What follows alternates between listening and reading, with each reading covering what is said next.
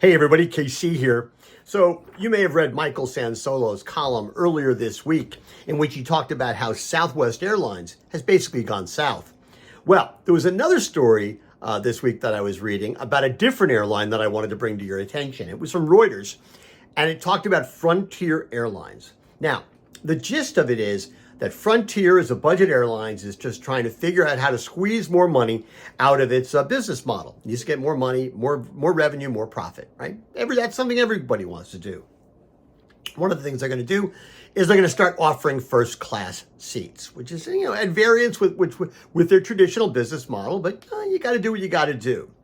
What I thought was interesting was that Frontier CEO Barry Biffle, basically, according to the story, criticized a Senate report objecting to Frontier's practice of paying gate agents as much as $10 for catching travelers attempting to avoid paying for carry-on baggage. That's right. Frontier is one of those airlines that makes you pay if you want to have a carry-on.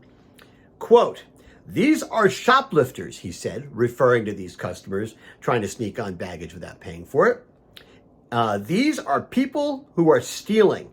It is not equitable to everyone who follows the rules." Be perfectly honest, Biffle baffles me. Now, objectively, he has a point, right? It's not necessarily fair for some people to pay and for other people not to. But to be fair, the airlines in general and Frontier specifically have created this business model that compels people to try and game the system. But accuse people of stealing? Well, that seems a little bit over the top, right? You're accusing your customers, the people you want to come back and stay loyal to you, of stealing. Not necessarily a very good way to go. Now, listen, I can't remember the last time I flew Frontier. When I fly, I need to get to the right place on time. Usually I have like a speaking engagement. Frontier is just not an option. Now, Frontier, just so you know, I checked, is ranked 8 out of 10 of major U.S. airlines when it comes to on-time performance.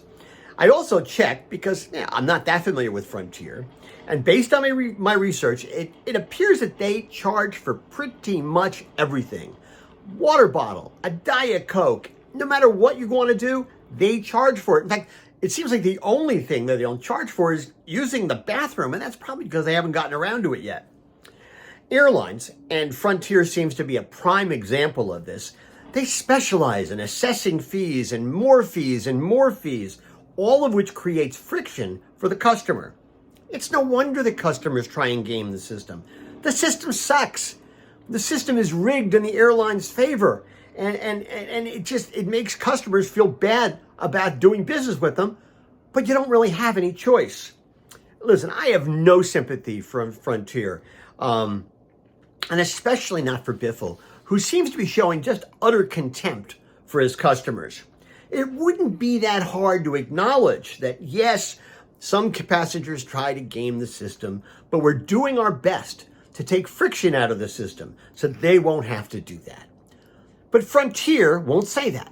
Biffle won't say that, because if they said that, it would be a lie.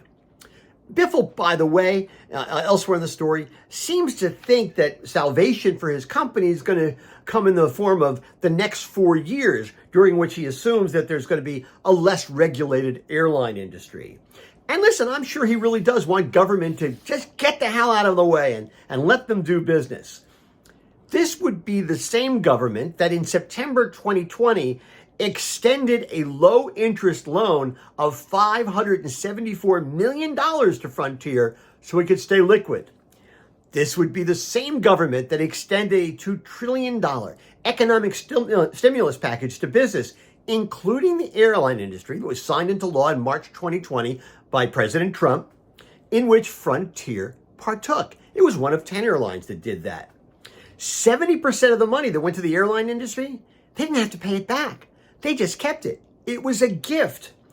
Now, for the record, the passengers and the customers that Biffle is accusing of stealing, they're also taxpayers. In essence, they bailed Frontier out. They did it before, and I suspect that if Frontier gets into trouble again, they'll be back at the trough looking for more money. You see, it's only really a necessary and legitimate subsidy if the government's giving it to you. Give it to anybody else, it's a handout. Now, If Frontier does at some point go back to the government for more money, any kind of money, I hope the taxpayers rise up and say, no way. We did it before. Look how he treated us. You do it again, it'd be like he's stealing from us. And I'm sure Biffle will be baffled. I'm going to be honest with you. Forgive me, but this guy just sounds like a complete horse's ass. That's what's on my mind. And as always, I want to hear what's on your mind.